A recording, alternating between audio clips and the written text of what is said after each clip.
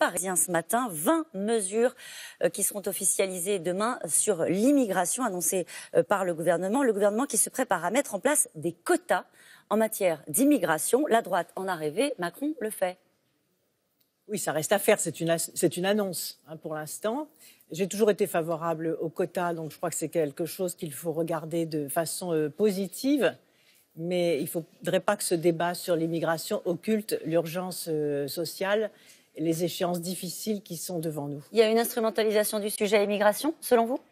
Je ne dirais pas jusque-là, mais je crois que nous sommes là face à des événements qui sont dangereux pour le pays. L'intérêt de la France aujourd'hui, c'est que la situation se calme, que les conflits sociaux soient résolus, qu'une réponse soit apportée à l'angoisse, aux inquiétudes des Français qui voient une accumulation de réformes sans cohérence globale et qu'on nous redise une bonne fois pour toutes quelle est la vision du futur et quelle est la cohérence de ces réformes. Vous mettez la réforme autour de l'immigration, les annonces en matière d'immigration, dans ce flot d'annonces depuis le début de la rentrée. Vous mettez ça dans une sorte d'incohérence Oui, c'est ça, il y a une accumulation, il y a un flot d'annonces, il y a un flot de réformes annoncées, pas toujours d'ailleurs réalisées, qui déstabilisent profondément notre pays, qui angoissent les Français, qui font de la destruction aussi de valeurs économiques.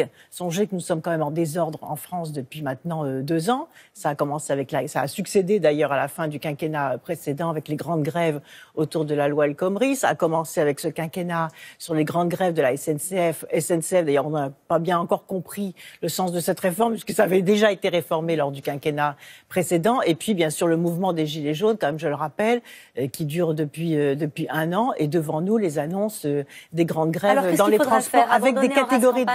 Il faudrait dire, par exemple, puisque le sujet c'est quand même la réforme des retraites, il faudrait dire le pays n'est pas prêt, il faut mettre de côté cette réforme. Il faut que le gouvernement prenne ses responsabilités par rapport au danger qui est devant nous.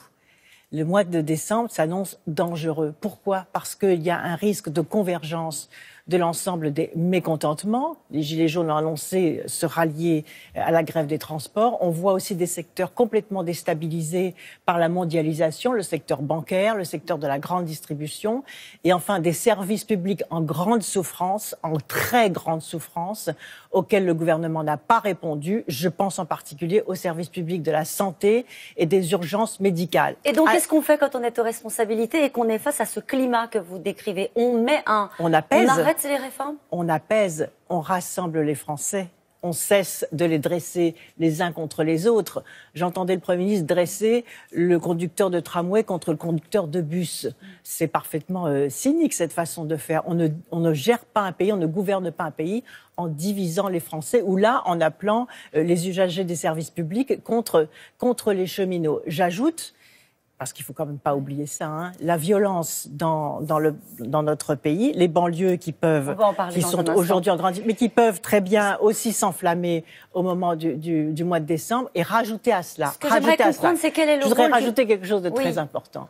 Les pompiers et les policiers qui sont en situation d'épuisement vont être à nouveau confrontés à des mouvements sociaux très lourd. Et donc, le gouvernement doit prendre ses responsabilités, ne pas fermer les yeux. Il ne pourra pas dire qu'il n'a pas été alerté sur les dangers de ce contexte social extrêmement explosif. Vous savez, c'est comme on conduit un camion d'explosifs, il y a un mur devant, et ben non, on continue, comme si de rien n'était. Mais non.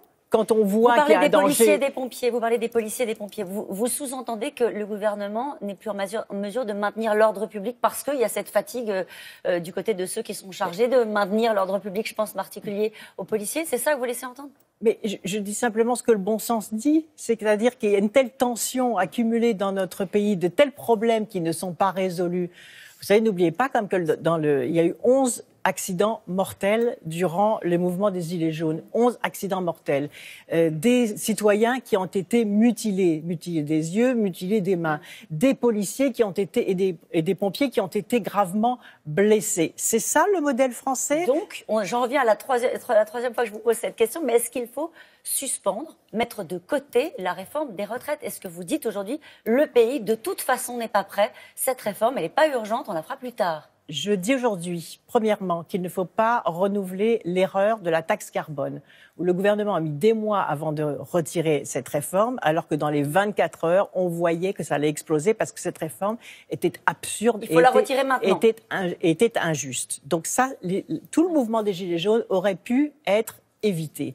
Aujourd'hui, nous sommes face à de multiples conflits sociaux. Le gouvernement doit prendre ses responsabilités. C'est à lui de décider comment il ramène le calme dans le pays, comment on remet la France d'aplomb, comment on cesse de porter atteinte aussi aux intérêts économiques. Vous savez, par rapport à la liste que j'ai faite tout à l'heure, il y a aussi les difficultés des entreprises dans le secteur du commerce qui ont été gravement touchées par ce mouvement des Gilets jaunes. Est-ce que ça vous choquerait, Ségolène Royal, si le gouvernement annonçait demain qu'il allait prendre davantage de temps pour faire la réforme des retraites? Est-ce que ça vous choquerait? Je pense qu'il doit apporter une réponse globale au sujet. Certaines réformes annoncées doivent être rectifiées, d'autres doivent être tempérées, mais ce qui est le plus important, c'est de redonner une perspective. Où est le projet pour la nation? Où est le projet pour la France? Comment on remet la France au travail, debout, confiante, fière d'elle-même? Car j'ajoute, le président de la République est en Chine, mais l'image que renvoie la France sur la scène internationale est catastrophique. Alors, avec cette violence permanente. Vous parlez de la violence. Vous avez parlé de Chanteloup-les-Vignes. Christophe Castaner, Nicole Belloubet, Julien de Normandie se rendent ce matin à Chanteloup-les-Vignes. Édouard Philippe a dénoncé une bande d'imbéciles. Ce sont les mots qu'il a utilisés après les attaques contre les policiers et l'incendie d'un chapiteau de cirque. Ce sont des imbéciles ou ce sont des criminels qui veulent affaiblir la République, comme le dit la droite? Ce sont des délinquants qui s'en prennent en plus à une structure destinée aux enfants, destinée à la culture. Vous savez que moi j'ai toujours regretté la suppression du service militaire. On voit ce que donnent des jeunes qui sont en échec scolaire, qui sont en déshérence, qui sont à la rue, qui sont sans contrôle, sans formation, sans métier. Il faudra les mettre au service militaire, ça changerait les choses? Je pense que l'encadrement militaire des délinquants, ça reste parfaitement d'actualité. Donald Trump, on en a parlé dans le journal de 7h30. Les États-Unis ont officialisé leur sortie de l'accord de Paris. La France affirme qu'elle regrette ce choix. Vous aussi, bien sûr, naturellement. Bien sûr. Mais quand un choix est difficile comme celui-ci, il faut savoir rebondir. Et c'est peut-être une opportunité, et pour l'Europe, et pour la France, de reprendre le leadership climatique, et aux entreprises de continuer à s'engager dans la transition énergétique, mais surtout à la France de continuer à donner l'exemple de la transition énergétique. Or là, on sait, et ça fait partie aussi de la crise sociale, qu'il y a eu beaucoup de recul sur la transition écologique et énergétique. Ça devait être la priorité de l'acte 2. Ça devait être la priorité de l'acte 2, et on voit qu'avec, par exemple, la suppression du crédit d'impôt, c'est-à-dire des aides fiscales données aux Français pour faire les travaux d'économie d'énergie, il y a là des reculs qui sont inadmissibles. Merci beaucoup, Ségolène Royal, c'est à vous, Laurent.